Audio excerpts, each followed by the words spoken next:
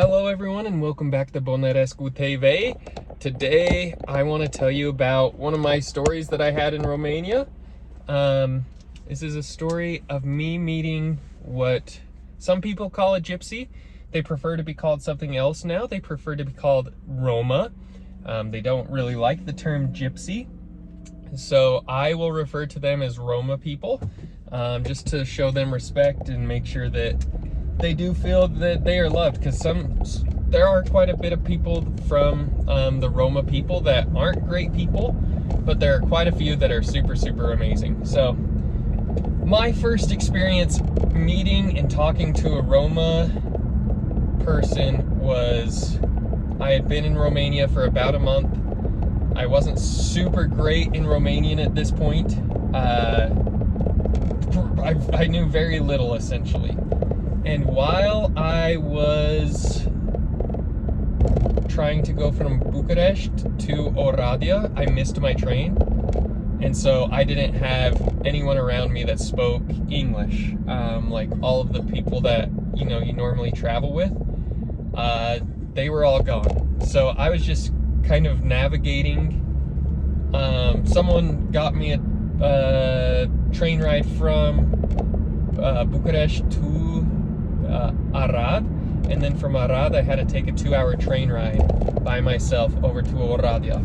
So I was really nervous. I had never been by myself in Romania, and it was a really cool experience because I went down, I sat in a cart on this 2-hour train ride, and there was no one around me, and then some teenage girls filed in. And then all of a sudden this guy's coming around and he's trying to knock, and it felt like he was trying to get money to start. And I was like, no, nu vorbesc foarte bine limba română, știi? Nu vorbesc foarte bine. And so I think at that point he kind of understood, oh, okay, he really doesn't speak Romanian. He sucks at Romanian essentially. And then he sat in the cart with me, and I was just kind of taken back at first. But while he was sitting in the cart with me, I learned a lot of new words, some that were definitely profane words and not great words. But for me, this was one of the coolest experiences I had early on in Romania, because I hadn't gotten many opportunities to just sit there and speak in Romanian without having someone that knew what was saying, that could tell me, hey, they said this, or they could jump in and kind of steer the conversation. I had to really work with this guy. My mind really hurt. My brain hurt so bad after I was done talking to this guy. But seriously, it was so cool being able to sit down and talk to him and say oh, cum ești? I was in Oradea at the time, so they use things like cum ești instead of ce faci. So it was really cool to try to go through this conversation speaking only Romanian, no English. There was no English being spoken on the train at all. So that was a really cool opportunity for me. And when I had gotten to Romania, a lot of the people said oh, avoid the Roma, the Roma, they'll just try to steal your money, they're not great people, whatever, right?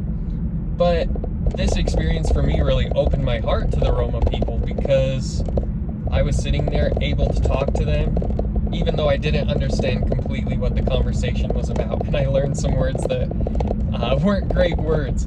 But either way, this guy sat down and talked to me. We couldn't have a conversation. He didn't speak English, one word, and I barely spoke Romanian.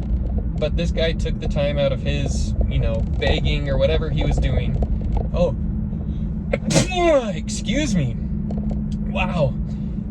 But he took the time out of his day to sit down with someone who didn't really speak their language very great and try to have a conversation. And this honestly meant the world for me, and I feel like this is where my mindset turned from just being able to learn Romanian, just so I could speak with people and just learn Romanian so I could regurgitate words. And my mindset went from that to becoming a Romanian speaker so that I could have these conversations to show people my love for them and to feel their love for me, because I feel like Romanians may not show their love in traditional hugs and kisses or whatever it may be, but when you feel that love from Romanians, even though it's hard to get in and feel their love, it's so impactful. So that's what kind of changed my mindset from just learning a language to learn it, to learning a language so that I can love the people, I can embrace the culture, and I can become a better person in this culture